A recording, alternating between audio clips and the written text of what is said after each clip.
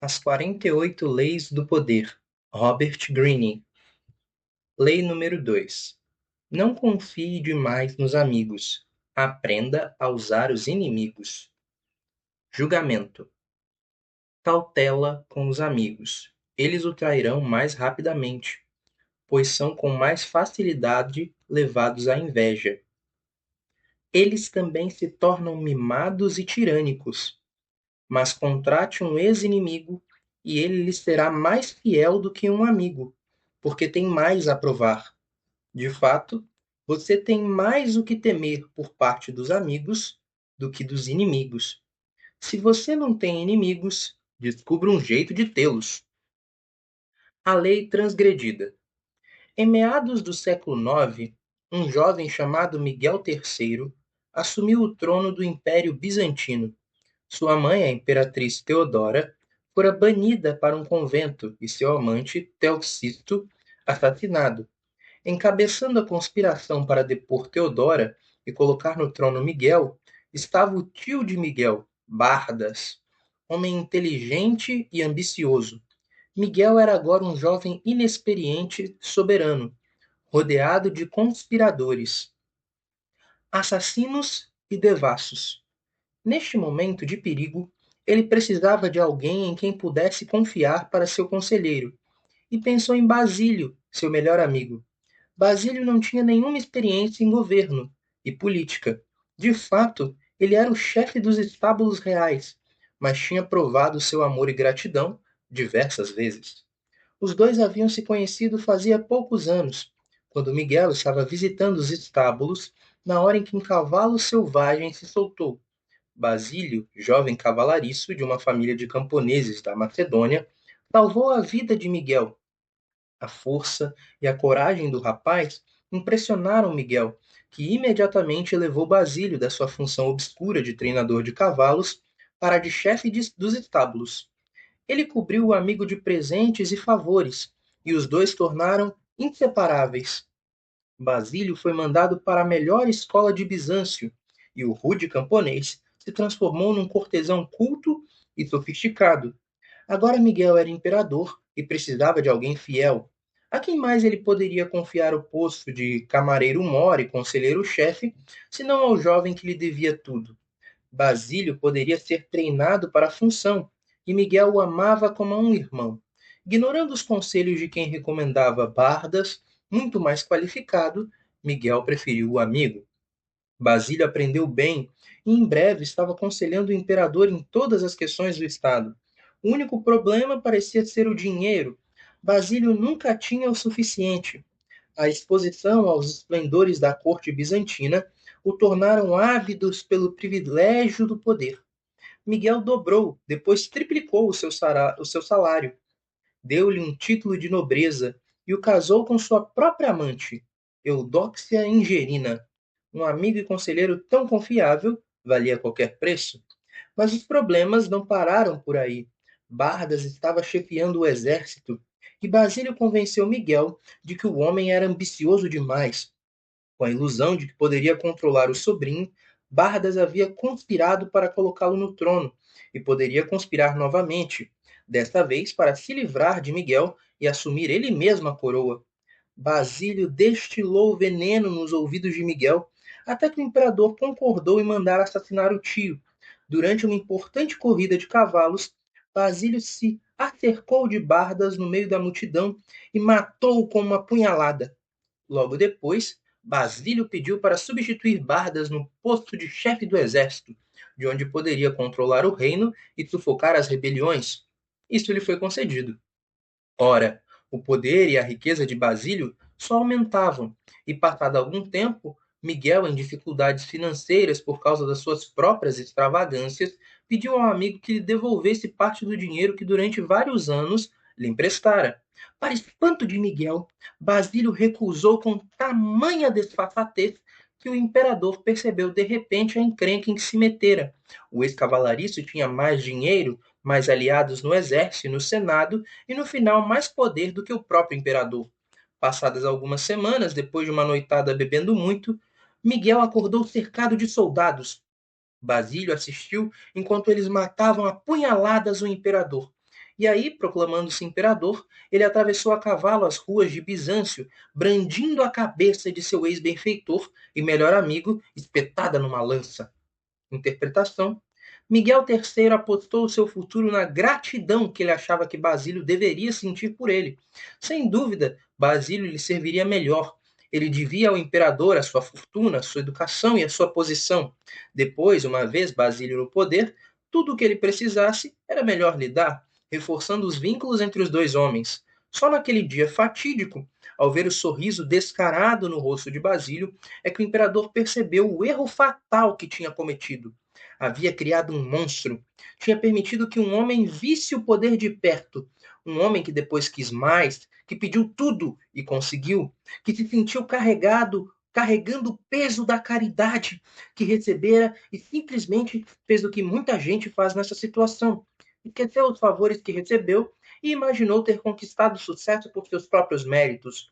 No momento da revelação, Miguel ainda poderia ter salvado a sua vida, mas a amizade e o amor cegam os homens e eles não enxergam o que é do seu próprio interesse. Ninguém acredita que um amigo possa trair, e Miguel continuou não acreditando até o dia em que sua cabeça foi parar na ponta de uma lança.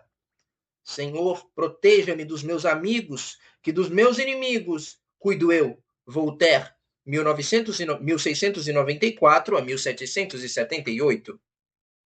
A lei observada. Durante vários séculos após a queda da dinastia Han, em 222 d.C., a história da China seguiu o mesmo modelo de violência e golpes sangrentos, um após o outro. O exército conspirava para matar um imperador fraco. Depois o substituía no trono do dragão por um general forte. O general iniciava uma nova dinastia e se coroava imperador. Para garantir a própria sobrevivência, ele matava os generais, seus companheiros. Alguns anos depois, entretanto, o modelo voltava a funcionar. Novos generais se sublevavam e o matavam ou matavam seus filhos. Ser imperador na China era ser uma pessoa solitária, cercado por um bando de inimigos. Era o posto de menos poder, de menos segurança do reino. Em 959 d.C., o general Shao Kuang-yin se tornou imperador Sung. Ele sabia de suas chances, da probabilidade de um ano ou dois ser assassinado. Como romper com este modelo? Logo depois de se tornar imperador, Sung ordenou um banquete para comemorar a nova dinastia e convidou os comandantes mais poderosos do exército. Depois de beberem muito vinho, ele dispensou os guardas e todos os outros, exceto os generais, que agora temiam que ele os assassinasse a todos em um só golpe. Em vez disso, ele falou: Passo o dia inteiro com medo e me sinto infeliz tanto à mesa quanto à minha cama, pois quem de vocês não sonha em subir ao trono? Não duvido da sua aliança, mas se por acaso seus subordinados, em busca de riqueza e posição, insistirem em colocar sobre seus ombros o manto amarelo, como vocês poderiam recusar? Bêbados e temendo por suas vidas, os generais proclamaram sua inocência e fidelidade. Mas Sung tinha outras ideias.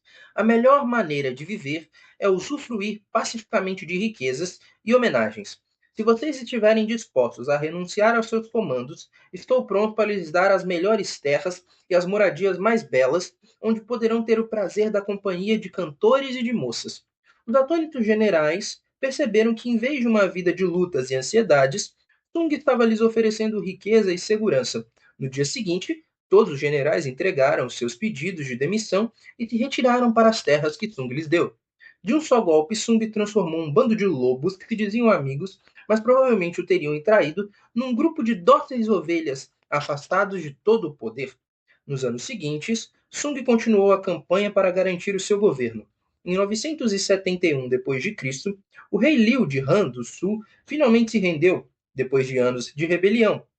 Para espanto de Liu, Sung lhe ofereceu um posto na corte imperial e o convidou a ir até o palácio para selarem com vinho a nova amizade.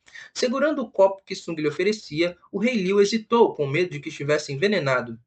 Os crimes dos súditos certamente merecem a morte, gritou ele, mas eu imploro a sua majestade que poupe a vida de seu súdito. Na verdade, não ouso beber este vinho. O imperador Sung riu, pegou o copo de Liu e bebeu. Não estava envenenado. A partir daí, Liu se tornou o seu amigo mais leal e confiável. Na época, a China se dividia em muitos reinos menores. Quando Xiansu, rei de um deles, foi derrotado, os ministros de Sung aconselharam o imperador a trancafiar este rebelde. Eles apresentaram documentos provando que ele ainda conspirava para matar Sung. Quando Xiansu foi visitar o imperador, entretanto, em vez de prendê-lo, Sung o homenageou. Deu-lhe também um pacote que disse para o ex-rei abrir no caminho de casa. Xiansu abriu o pacote na viagem de volta e viu que continha todos os documentos sobre a sua conspiração. Percebeu que Sung sabia dos seus planos assassinos, mas mesmo assim o havia poupado. Esta generosidade o conquistou, e ele também passou a ser um dos súditos mais leais de Sung. Interpretação: um provérbio chinês compara os amigos aos dentes e mandíbulas de um animal perigoso. Se você não tomar cuidado, eles acabam mastigando você. O imperador Sung conhecia as mandíbulas por entre as quais estava passando ao assumir o trono. Seus amigos, entre aspas, no exército, o mastigariam como um pedaço de carne, e se ele conseguisse sobreviver, seus amigos, entre aspas, no governo o jantariam.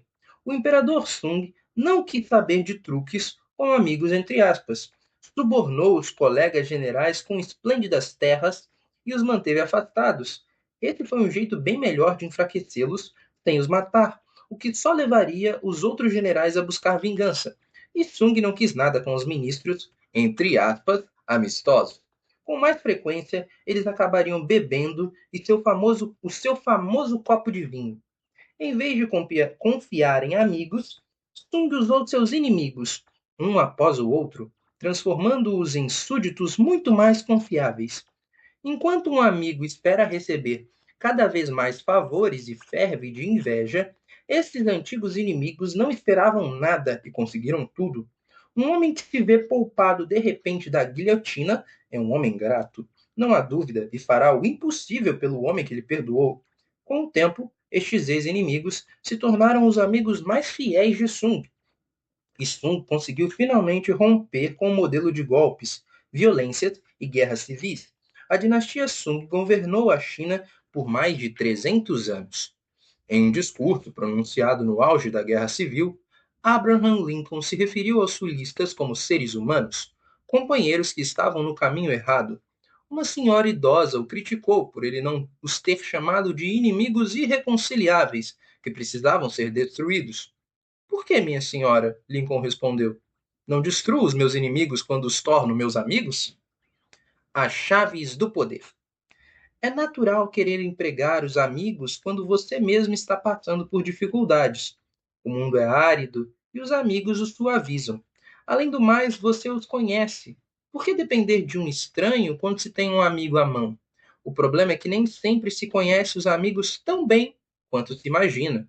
Eles costumam concordar para evitar discussões, disfarçam suas qualidades desagradáveis para não se ofenderem mutuamente, acham graça demais nas piadas uns dos outros, visto que a honestidade raramente reforça a amizade. Você talvez jamais saiba o que um amigo realmente sente. Eles dirão que gostam da sua poesia, adoram a sua música, invejam o seu bom gosto para se vestir, talvez estejam sendo sinceros, com frequência não estão. Quando você decide contratar um amigo, aos poucos vai descobrindo que as qualidades que ele ou ela estava escondendo. Curiosamente, é o seu ato de bondade que desequilibra tudo. As pessoas querem sentir que merecem a sorte que estão tendo. O recibo por um favor pode ser opressivo. Significa que você foi escolhido porque é um amigo, não necessariamente porque merece. Existe quase que um toque de condescendência no ato de contratar os amigos que no íntimo os aflige. O dano vai surgindo lentamente. Um pouco mais de honestidade, lampejos de inveja e ressentimento aqui e ali, e antes que você perceba, a amizade se foi. Quanto mais favores e presentes você distribuir para reavivar a amizade, menos gratidão você receberá em troca. A ingratidão tem uma longa e profunda história. Ela tem se demonstrado seus poderes tantos séculos que é realmente interessante que as pessoas continuem subestimando-os. Melhor prestar atenção. Se você nunca espera a gratidão de um amigo, vai ter uma agradável surpresa quando eles se mostrarem agradecidos. O problema de usar ou contratar amigos é que isso inevitavelmente limitará o seu poder. É raro o amigo ser a pessoa mais capaz de ajudar você, e afinal, capacidade e competência são muito mais importantes do que sentimentos de amizade. Miguel III tinha um homem capaz de orientá-lo e mantê-lo vivo bem diante de seu nariz. Esse homem era Bardas. Todas as situações de trabalho exigem uma certa distância entre as pessoas. Você está tentando trabalhar, não fazer amigos. A amizade, real ou falsa, só obscurece esse fato. A chave do poder, portanto, é a capacidade de julgar quem é o mais capaz de favorecer os seus interesses em todas as situações. Guarde os amigos para a amizade, mas para o trabalho, prefira os capazes e competentes. Seus inimigos, por outro lado, são uma mina de ouro escondida que você deve aprender a explorar. Quando em 1807 Talleyrand, o primeiro-ministro de Napoleão, concluiu que seu chefe estava levando a França à ruína e que chegara a hora de se voltar contra ele, compreendeu os perigos de conspirar contra o imperador. Ele precisava de um parceiro, um confederado. Em que amigo ele poderia confiar num projeto como esse? Ele escolheu Joseph Fouché, chefe da polícia secreta, seu inimigo mais odiado, um homem que até havia tentado fazer com que ele fosse assassinado. Ele sabia que o ódio antigo entre os dois criaria uma oportunidade para uma reconciliação emocional. Ele sabia que Fouché não esperaria nada dele e, de fato, se esforçaria para provar que era merecedor da escolha de Talleyrand. Uma pessoa que tem algo a provar moverá montanhas por você. Finalmente, ele sabia que este relacionamento com Fouché se basearia no interesse pessoal mútuo e não estaria contaminado por sentimentos pessoais. A escolha se mostrou perfeita. Embora os conspiradores não tenham conseguido depor Napoleão, a união desses parceiros poderosos, mas improváveis, gerou muito interesse pela causa. Lentamente começou a se espalhar a oposição ao imperador, e a partir daí, Talleyrand e Fouché tiveram um proveitoso relacionamento de trabalho. Sempre que possível, faça as pazes com o inimigo e insista em colocá-lo a seu serviço. Como disse Lincoln, você destrói um inimigo quando faz dele um amigo. Em 1971, durante a Guerra do Vietnã, Henry Kissinger foi de uma tentativa frustrada de sequestro, uma conspiração envolvendo, entre outros, os famosos padres antibelicistas, ou melhor, como disse Lincoln, você destrói um inimigo quando faz dele um amigo. Em 1971, durante a Guerra do Vietnã, Henry Kissinger foi alvo de uma tentativa frustrada de sequestro, uma conspiração envolvendo, entre outros, os famosos padres antibelicistas, os irmãos Berrigan, quatro outros padres católicos e quatro freiras. Em particular, sem informar ao serviço secreto ou ao Departamento de Justiça, Kissinger combinou um encontro num sábado de manhã com três dos supostos sequestradores, explicando aos seus convidados que tiraria a maior parte dos soldados americanos do Vietnã em 1972. Ele os fascinou, ganhou deles uns botões com os dizeres "Sequestre Kissinger", e um continuou seu amigo durante anos, visitando-o em diversas ocasiões. Esta não foi uma manobra isolada. A política de Kissinger era trabalhar com os que discordavam deles. Os colegas comentavam que ele parecia se dar melhor com seus inimigos do que com seus amigos. Sem inimigos à nossa volta, ficaríamos preguiçosos. Um inimigo nos calcanhares aguça a nossa percepção, nos mantém concentrados e alertas. Às vezes, então, é melhor usar os inimigos como inimigos mesmo, em vez de transformá-los em amigos ou aliados. Mao Tse-tung via o conflito como um elemento chave na sua abordagem ao poder. Em 1937, os japoneses invadiram a China, interrompendo a guerra civil entre os comunistas de Mao e seus inimigos, os nacionalistas. Temendo que os japoneses acabassem com eles, alguns líderes comunistas defendiam a ideia de deixar os nacionalistas lutando com os japoneses e usar esse tempo para se recuperar. Mao discordou. Os japoneses não poderiam derrotar e ocupar um país tão vasto como a China por muito tempo. Depois que eles saíssem, os comunistas estariam enferrujados se ficassem muitos anos fora do combate e também despreparados para reabrir a luta contra os nacionalistas. Enfrentar um inimigo formidável como os japoneses, de fato, teria o treinamento perfeito para o exército maltrapilho comunista. O plano de Mao foi adotado e funcionou. Quando os japoneses finalmente se retiraram, os comunistas tinham ganhado experiência de combate que os ajudou a derrotar os nacionalistas.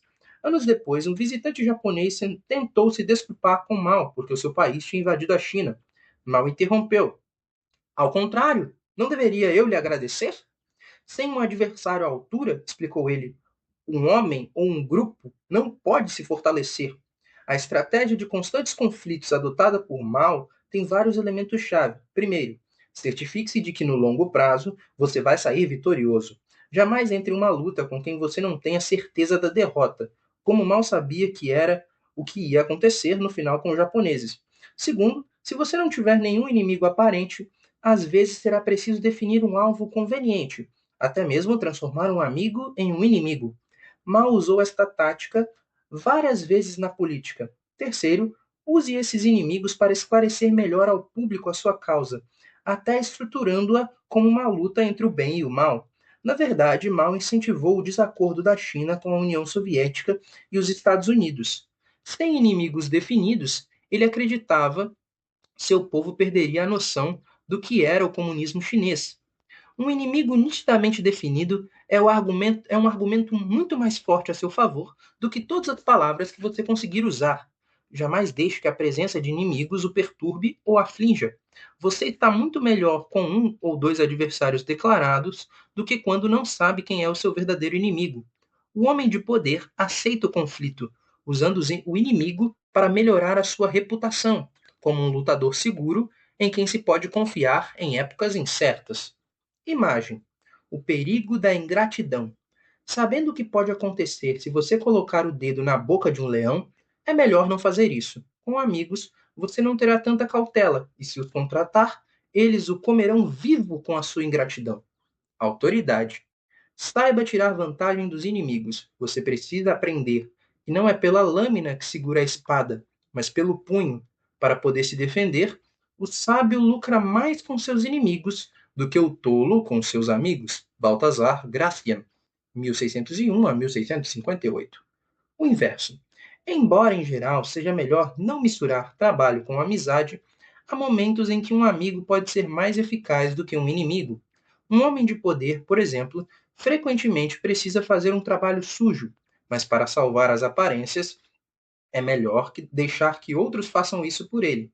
Os amigos são os melhores, visto estarem dispostos a se arriscar pelo afeto que sentem por ele. Além disso, se os seus planos